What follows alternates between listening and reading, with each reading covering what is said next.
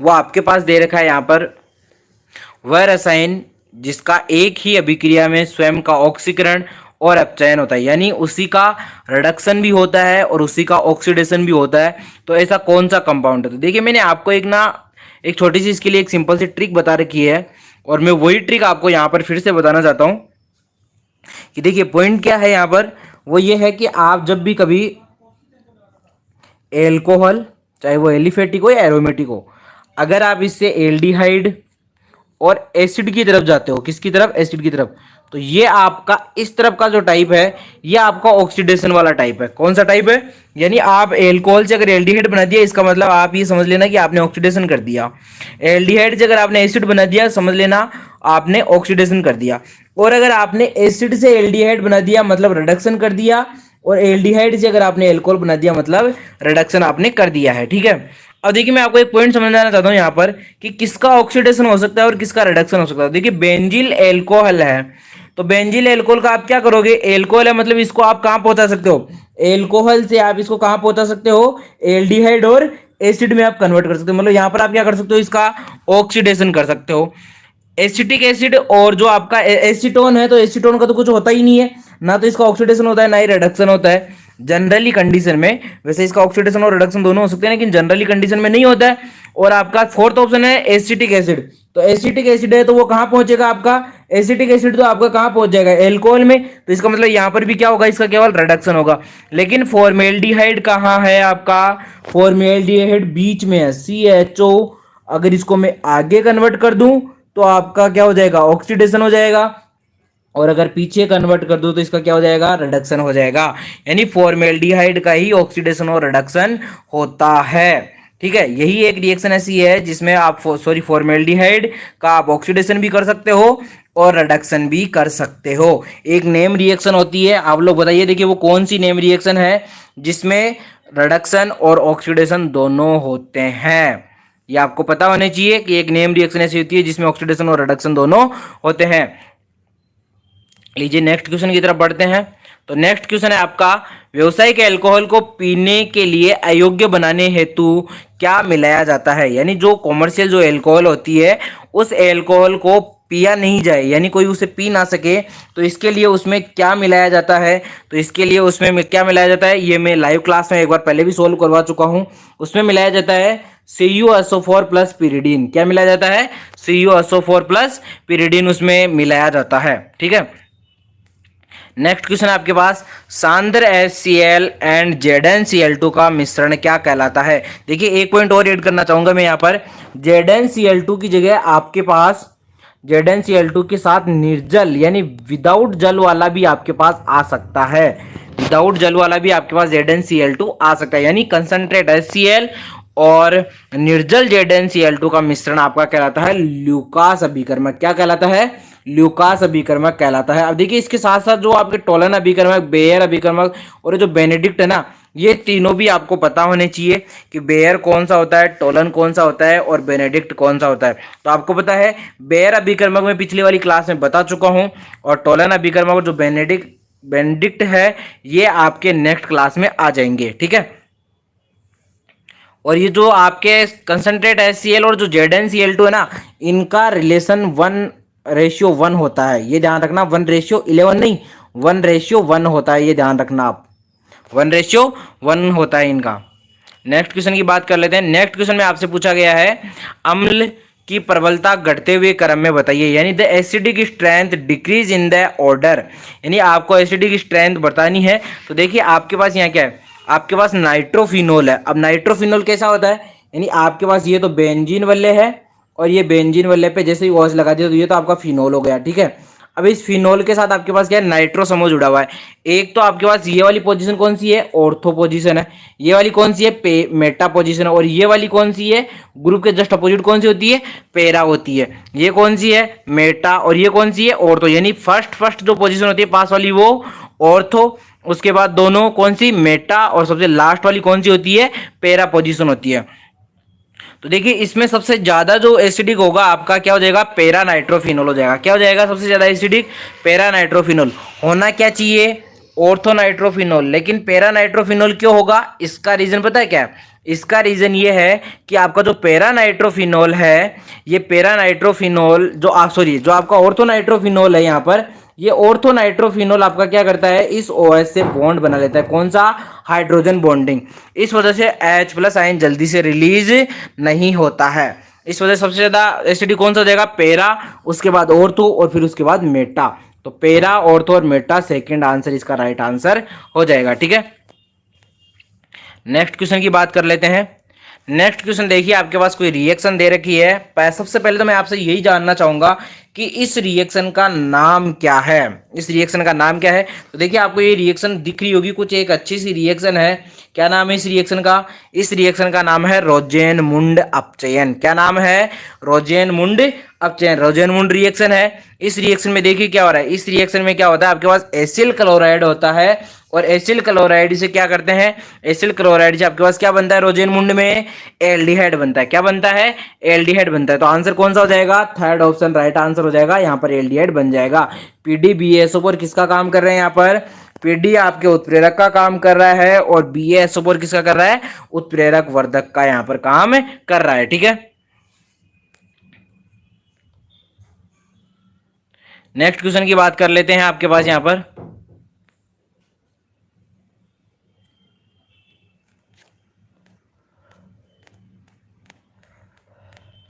देखिए, थोड़ा सा ये PDF में कुछ मिस्टेक हो गई, इस वजह से एक बार मैं थोड़ा सही कर लेता हूँ इसको। एक सेकंड, ज़्यादा टाइम नहीं लेंगे।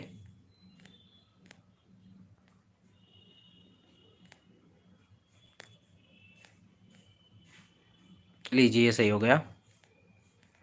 5 क्वेश्चन हो चुका था। 6th क्वेश्चन की बात करते हैं।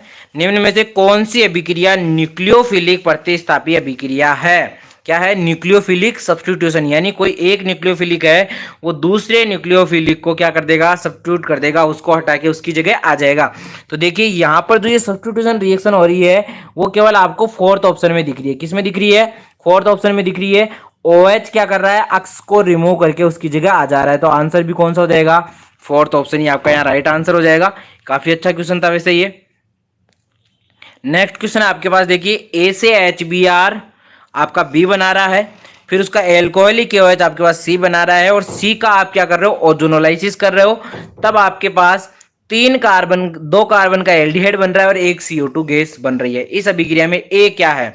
इसका मतलब देखिए, आपके पास पॉइंट क्या है इसमें। देखिए, आपके पास कितने कार्बन है, देखो 2 कार्बन ये रहे और 1 कार्बन ये रहा, मतलब आपके पास 3 कार्बन है यहाँ पर। और देखिए, इसमें कहीं पर भी आपका जो कार्बन है, वो कार्बन आपका कहीं पर भी नहीं निकल रहा है। क्या इसमें आपका जो कार्बन है, वो कार्बन कहीं पर भी यहाँ पर रिमूव नहीं हो रहा है, मतलब एक कार्बन कहीं भी कम नहीं हो रहा है। इसका मतलब आपका जो रिएक्टेंट है, उसमें 3 कार्बन प्रेजेंट होने चाहिए, और 3 कार्बन कौन से में है? थर्ड ऑप्शन में है। तो राइट आंसर कौन सा हो जाएगा? प्रोपीन वाला राइट आंसर आपका हो जाएगा। ठीक है,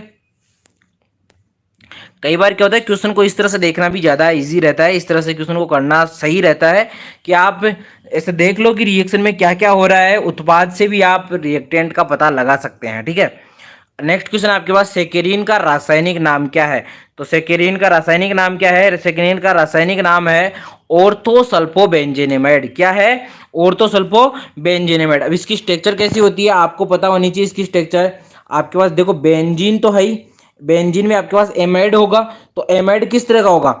एमाइड आपके पास होगा तो कुछ इस तरह से होगा, CO, ये आपका एमाइड हो गया। ठीक है, एमाइड के साथ ये आपका NH2 होती है, क्या हो गया? एमाइड हो गया। और इसमें ऑर्थो सल्फो है, मतलब ऑर्थो पे सल्फो जुड़ा हुआ होना चाहिए। तो ये इस तरह से आपका क्या हो जाएगा? ऑर्थो सल्फो बेंजेनेमाइड आपका फॉर्मूला हो जाएगा इसका। ठीक है, यही इसकी स्ट्रक्चर होती है। नेक्स्ट क्वेश्चन की बात कर लेते हैं। नेक्स्ट क्वेश्चन है आपके पास, ArNCl है, और ये Cu2Cl और HCl की प्रेजेंस में ये रिएक्ट करके ArCl+N2 बना रहा है। ये रिएक्शन कौन सी है आपसे पूछा गया है। सेंट मेटार रिएक्शन है, इटार्ट है, गाटरमान कोच है, या मिंडिस रिएक्शन है? तो बता दीजिए फटाफट से, ये रिएक्शन कौन सी है? ये रिएक्शन आपकी कौन सी होती है? इटार्ट तो होती नहीं है, आपको पता है। ठीक है, तो ये कौन सी रिएक्शन है? ये आपकी सेंट मेयर जो रिएक्शन है, सेंट मेयर रिएक्शन आपकी है। सेंट मेयर रिएक्शन ये वाली रिएक्शन है आपकी, और इसका जो राइट आंसर है वो आपका कौन सा हो जाएगा? फर्स्ट ऑप्शन आपका यहाँ पर राइट आंसर इसका हो जाएगा। ठीक है, नेक्स्ट क्वेश्चन है आपके पास, निम्न में से कौन सी जो रिएक्शन है कौन फ्रीडेल क्राफ्ट अभिक्रिया नहीं देगा, यानी फ्रीडेल क्राफ्ट अभिक्रिया कौन नहीं देता है आपका, तो ये बताइए। देखिए फ्रीडेल क्राफ्ट अभिक्रिया कौन नहीं देता है, बताओ देखिए। फ्रीडेल क्राफ्ट अभिक्रिया आपकी एनिलीन नहीं देती है। कौन नहीं देती है, एनिलीन नहीं देती है। रीजन क्या है, देखिए फ्रीडेल क्राफ्ट अभिक्रिया आपकी एनिलीन नहीं देती है, इसका रीजन यह है कि आपकी जो एनिलीन है उस पर NH2 होता है बेंजीन वाले के ऊपर, या आपकी बेंजीन मान लो उसके ऊपर NH2 लगा हुआ है। जैसे ही फ्रीडेल क्राफ्ट में आपको पता है AlCl3 रिएक्ट करता है, कौन करता है, AlCl3 प्रेजेंट होता है, तो ये AlCl3 एसिडिक है और NH2 आपका कैसा है, बेसिक है। तो ये दोनों एक दूसरे से रिएक्ट करके क्या कर लेते हैं, न्यूट्रलाइजेशन रिएक्शन कर लेते हैं, यानी उदासीनीकरण अभिक्रिया हो जाती है। इस वजह से फ्रीडेल क्राफ्ट का जो उत्पाद है वो नहीं बन पाता है यहाँ पर, ठीक है। इसलिए ही एनिलीन जो है आपकी फ्रीडेल क्राफ्ट रिएक्शन नहीं देती है, याद रखना। इंपॉर्टेंट ये है कि इसमें कौन सी रिएक्शन हो जाती है, कौन सी हो जाती है, आपकी उदासीनीकरण अभिक्रिया यहाँ पर हो जाती है, क्योंकि NH2 है वो बेसिक होता है और AlCl3 वो कैसा होता है, एसिडिक नेचर का होता है, ठीक है। नेक्स्ट क्वेश्चन आपके पास, कौन सी क्वांटम नंबर है जो समन्वय अक्ष के संगत कक्षकों की त्रिविम अभिविन्यास के बारे में बताती है। तो देखिए ये मैं बहुत बार बता चुका हूं, कम से कम ज्यादा भी नहीं, तो इसी YouTube चैनल पे कम से कम मैं आपको 10 बार इसका आंसर बता चुका हूं। इसका राइट आंसर आपके पास मैग्नेटिक क्वांटम नंबर, कौन सी, ML, चुंबकीय क्वांटम संख्या। तो थर्ड ऑप्शन राइट आंसर हो जाएगा, क्योंकि आपको पता है n है मुख्य क्वांटम संख्या, वह आपके कक्षा के आकार को बताती है, ठीक है।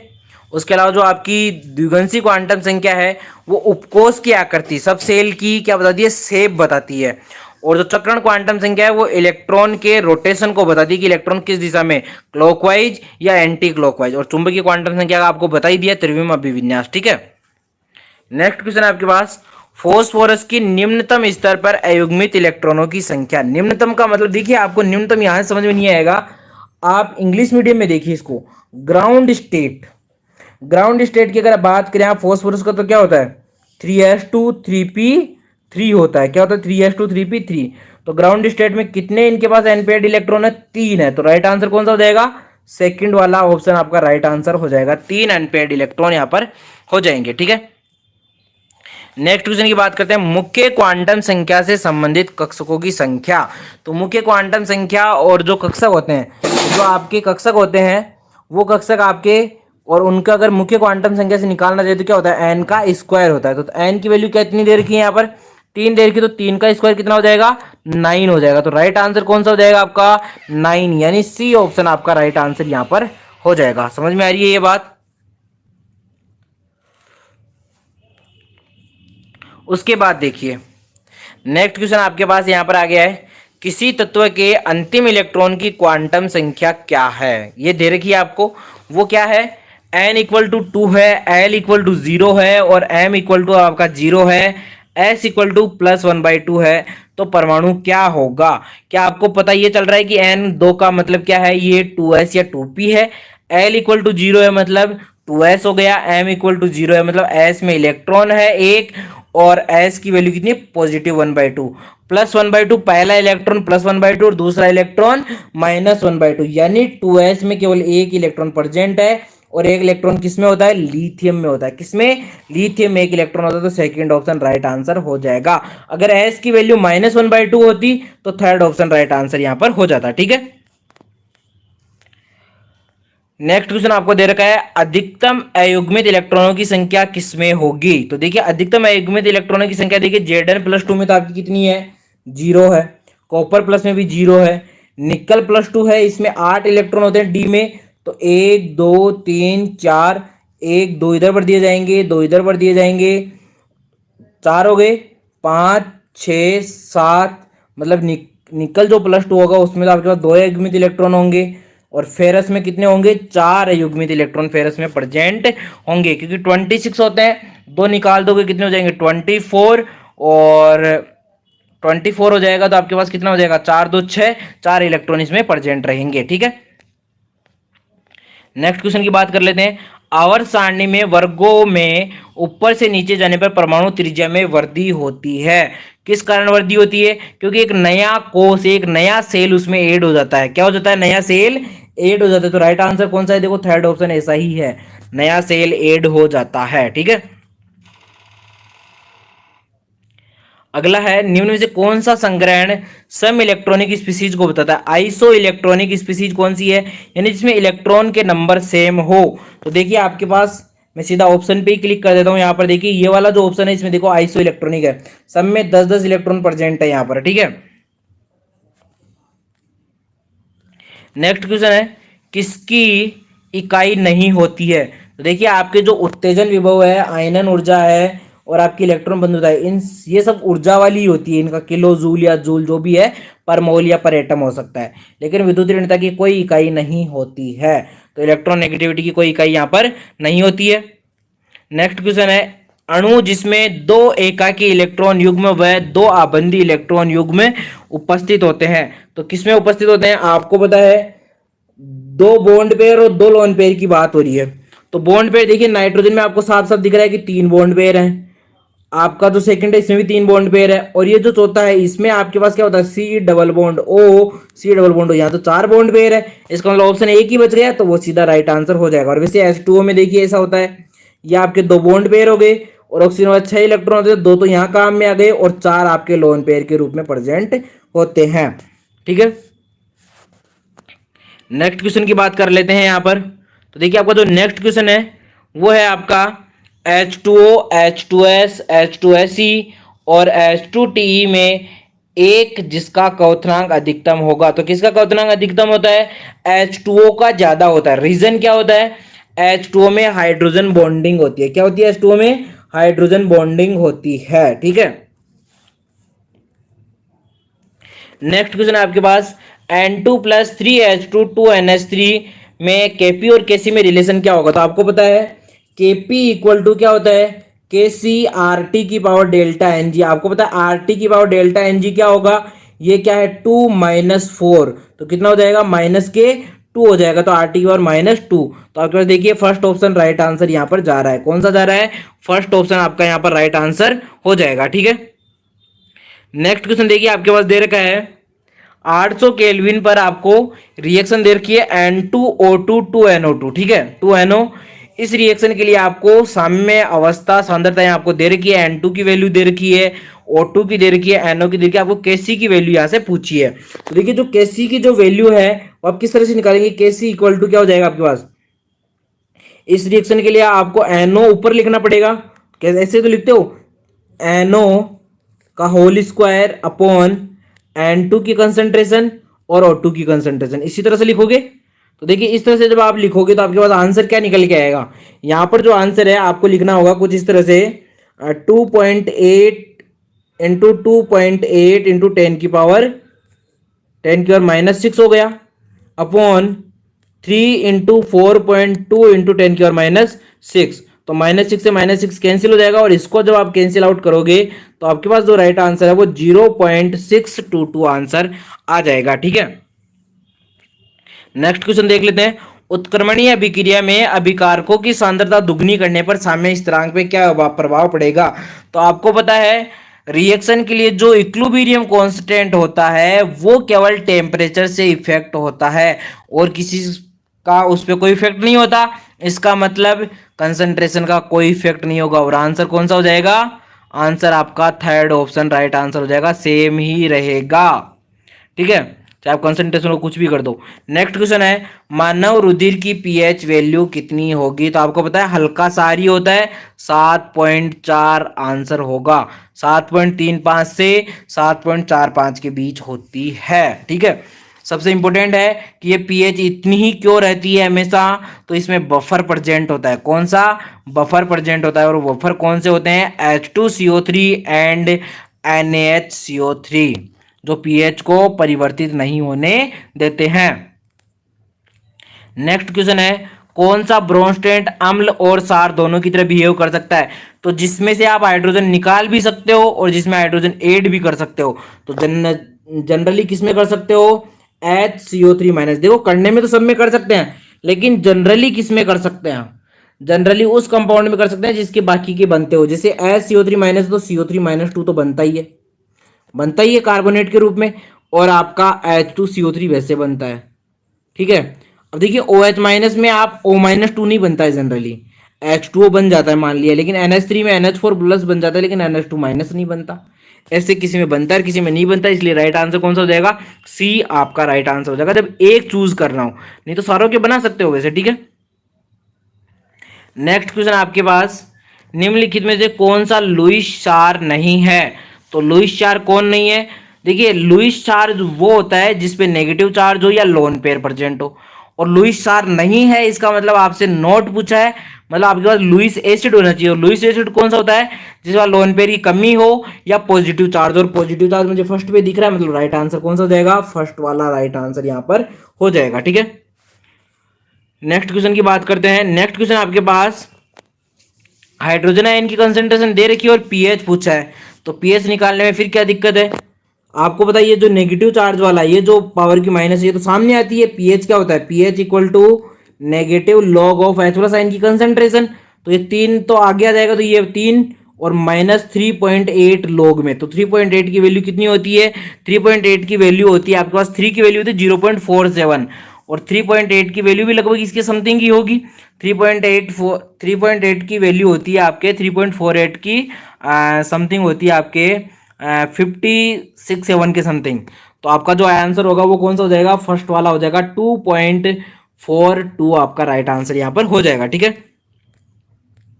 नेक्स्ट क्वेश्चन है एसिडिक बफर आपसे पूछा है, तो एसिडिक बफर किससे बनता है, वीक एसिड से, और वीक एसिड के साथ स्ट्रॉन्ग बेस का क्या होना चाहिए, साल्ट होना चाहिए। तो वीक एसिड देखो पहले तो इसमें यहां पर वीक एसिड है और कहीं पर भी आपका वीक एसिड नहीं है, तो फर्स्ट ऑप्शन ही आपका राइट आंसर हो जाएगा, ठीक है। यानी जिसका बफर बनाते हैं उसी का वीक एसिड, उसी का वीक होना चाहिए, जिसका बफर बनाते हो उसी का क्या होना चाहिए, वीक होना चाहिए। अब आप वीक एसिड बफर एसिड बना रहे हो, एसिडिक बफर बना रहे हो तो वीक एसिड होना चाहिए, बेसिक बफर बना रहे हो तो वीक बेस आपके पास होना चाहिए, ठीक है। नेक्स्ट क्वेश्चन है धुआं में किसका कोलाइडिसोल है, तो देखिए आपको पता है धुएं में क्या होता है, धुएं में आपके पास मिट्टी के कण भी होते हैं, वायु और मिट्टी के कण, तो गैस में क्या होगा, गैस में ठोस, सॉरी गैस में ठोस हो जाएगा, तो सेकंड ऑप्शन आपका राइट आंसर यहां पर हो जाएगा, ठीक है। नेक्स्ट क्वेश्चन आपके पास टिंडल प्रभाव किसमें नहीं दर्शाया जाएगा, तो टिंडल प्रभाव किसमें नहीं दर्शाया जाएगा, जब आपका सॉल्यूशन ही ट्रू होगा वास्तविक होगा तो उसमें टिंडल कहां से आएगा, ठीक है। तो टिंडल प्रभाव किसमें नहीं होगा, वास्तविक में नहीं होगा, बाकी सब तो क्या आपके कोलाइडी है तो तीनों में हो जाएगा, इसमें ही नहीं हो पाएगा। नेक्स्ट क्वेश्चन की बात करते हैं, वह प्रक्रिया जिसमें विद्युत अपघट अवक्षेपित पदार्थ विद्युत अपघट्य मिलाने पर पुनः कोलाइडी अवस्था में लौट जाता है, तो वह प्रक्रिया क्या कहलाती है आपकी, पेप्टीकरण कहलाती है, क्या कहलाती है, पेप्टीकरण कहलाती है। नेक्स्ट क्वेश्चन की बात कर लेते हैं, कौन सा तत्व पृथ्वी पर बहुतायत में पाया जाता है, तो एलिमेंट की अगर बात करें तो सबसे पहले कौन सा होता है, ऑक्सीजन होता है, 46.6% होता है ऑक्सीजन, कितना होता है, 46.6 होता है। नेक्स्ट क्वेश्चन है, पदार्थ जो गैंग से अभिक्रिया कर गलनीय सामग्री बनाता है क्या कहलाता है, गलनीय सामग्री बनाता है क्या कहलाता है, फ्लक्स कहलाता है, क्या कहलाता है, फ्लक्स कहलाता है, ठीक है। और बनाता क्या है, गैंग और फ्लक्स मिलके क्या बनाते हैं, स्लेग, लावा बनाते हैं, ठीक है। नेक्स्ट क्वेश्चन है, द्रव्य अमोनिया में सोडियम का तनु विलयन नीला किसके कारण होता है, अमोनीकृत इलेक्ट्रॉन की वजह से, किसकी वजह से, अमोनीकृत इलेक्ट्रॉन की वजह से, याद रखना ये तो अमोनीकृत इलेक्ट्रॉन की वजह से, तो सेकंड ऑप्शन राइट आंसर हो जाएगा। अगला है परिवर्तनशील ऑक्सीकरण अवस्थाएं संक्रमण धातु के द्वारा किस किस के द्वारा दर्शाई जाती है, तो उसमें कौन कौन से जो आपके ऑर्बिटल्स हैं वो पार्टिसिपेट करते हैं या सबसेल पार्टिसिपेट करते हैं, तो आपके NS करता है और N-1D करता है। रीजन क्या होता है, रीजन ये होता है कि दोनों की जो एनर्जी होती है वो क्या होती है, दोनों की सिमिलर एनर्जी होती है, एनर्जी गैप होता है वो बहुत ही कम होता है, एनपी पार्टिसिपेट नहीं करता है, तो राइट आंसर कौन सा हो जाएगा, थर्ड ऑप्शन राइट आंसर आपका हो जाएगा। एनएस करता है, N-1D करता है, किंतु एनपी नहीं करता है। नेक्स्ट क्वेश्चन है आपके पास, जब अमोनिया को क्यूप्रिक लवण विलयन में मिलाया जाता है तो गहरा नीले रंग का विलयन बनने किसके कारण दिखाई देता है, तो अमोनीकृत के इलेक्ट्रॉन के कारण दिखाई देता है। अब वो अमोनीकृत जो इलेक्ट्रॉन है उसमें इनमें से कौन सा कंपाउंड आपका बनता है, कौन सा कंपाउंड बनता है बताइए, देखिए फटाफट से कौन सा कंपाउंड बनता है आपका, तो आपके पास कौन सा कंपाउंड बनता है, इसमें बनता है CuNH3 का होल 4+2, सेकेंड ऑप्शन आपका राइट आंसर यहां पर होगा, ठीक है। नेक्स्ट क्वेश्चन की बात करें तो नियोप्रीन निम्न में से किसका बहुलक है? तो नियोप्रीन किसका होता है? नियोप्रीन होता है आपका क्लोरोप्रीन का। किसका होता है? नियोप्रीन आपका क्लोरोप्रीन का होता है, मतलब 2-क्लोरो-1,3 ब्यूटाडाइन जो होता है, 2-क्लोरो-1,3 ब्यूटाडाइन। तो फर्स्ट ऑप्शन राइट आंसर हो जाएगा यहाँ पर। नेक्स्ट क्वेश्चन आपके पास देखिए, नेक्स्ट क्वेश्चन ये रिएक्शन कौन सी है? तो आपके पास देखिए यहाँ पर अल्फा हाइड्रोजन प्रेजेंट है और एसिड है और Cl2 रेड फॉस्फोरस के साथ कर रहा है और आपके पास क्या बन रहा है? अल्फा क्लोरो बन रहा है। इसका मतलब कौन सी रिएक्शन हो जाएगी? HVZ। कौन सी? हेल-वोलार्ड जेंसी रिएक्शन हो जाएगी। तो ऑप्शन कौन सा हो जाएगा? थर्ड ऑप्शन राइट आंसर आपका हो जाएगा। नेम रिएक्शन और रिएजेंट तो आप रट ही लीजिए, मान लीजिए, क्योंकि यहाँ पर एग्जाम में 2 से 3 क्वेश्चन इन्हीं के आ रहे हैं, ठीक है।